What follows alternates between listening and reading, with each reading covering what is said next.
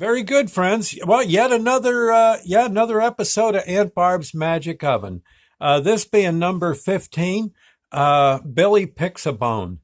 Okay, Billy picks a bone. Oh gosh, look at this. Yeah, much brighter if I stick my head back here. Good. Okay. Maybe I should be in shadow, huh? Or no, I don't think so. That's just, yeah, that's a little weird. Okay. Gosh, this thing. I got this like curly Q selfie stick, and it just yeah. Look, well. In any case, here let me let me turn that down and get to business. Here, you gotta want to hear the next installment, Aunt Barb's Magic Oven. This one entitled "Billy Picks a Bone." We were all standing around the formica and chrome table in Aunt Barb's kitchen. Try as we might, we just couldn't come up with even the slightest idea as to what was going on. We were all agreed that there was no real reason to be afraid. Still, we sure couldn't get a grip as to what was going on, and even more important than that, why it was going on. Grandma tried some of my sandwich. If anyone knew turkey, it was her. It met with her approval. Heck, she ate half my sandwich. I was busy making myself another half a sandwich when little Billy crashed through the back door and walked into that would be Barb and Bill's son, their son, their youngest child. Billy hollered that he wanted to watch the Macy's Thanksgiving Day Parade over in New York. Billy reminded me of my own son, Burgess.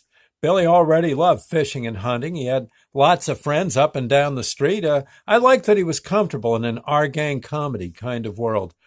Once, while playing in the graveyard next door, he came across a grave site that was getting some work done on it. Work crews were digging around the first coffin and somehow broke a second coffin that they didn't know was in the hole, too. I guess there was some kind of mix-up. To make matters worse, the older coffin broke apart and many of the deceased occupants' bones fell deeper into the grave. Billy remembered that he had an aunt or uncle that needed a knee replacement. He had heard that it was going to be pretty expensive. Without even thinking twice, Billy jumped down into the grave and snatched the femur bone out of the loosened dirt. He threw it up to the surface and climbed up after it. Then he took the bone home and gave it to Uncle Bill to give to the sick relative. Billy figured he just saved that relative, oh gosh, at least $5, which was quite a chunk of cash the way he saw it. That's the kind of kid little Billy was. My own son, my daughter too, bless them both, would have done just the same thing. Kids are great that way. They just know in their heart of hearts the exact right thing to do, and then they go and do it. Billy didn't even gripe that much when he was told to give that leg bone back to the original owner and then wash his hands for at least an hour. Yeah, he even used soap. Or did he? Well, friends, we'll do another segment tomorrow, okay? There you go.